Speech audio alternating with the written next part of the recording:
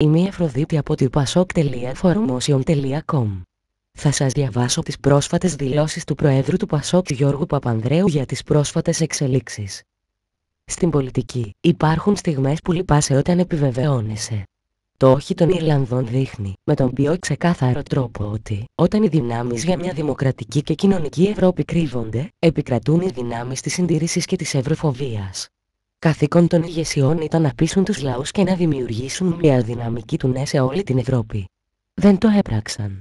Προτίμησαν να αποφύγουν τον κόπο να πείσουν το λαό, ενώ ήξεραν ότι δημοψήφισμα θα γίνει στην Ιρλανδία.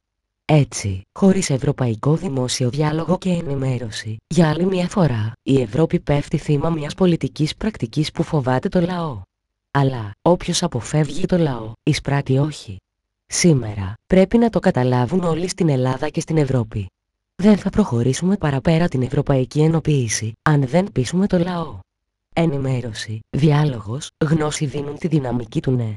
Η Ελλάδα θα έπρεπε να είναι μπροστά, μαζί με άλλες χώρες της πρωτοπορίας της ενοποίησης στην Ευρώπη, στο μεγάλο ναι, το ναι του λαού.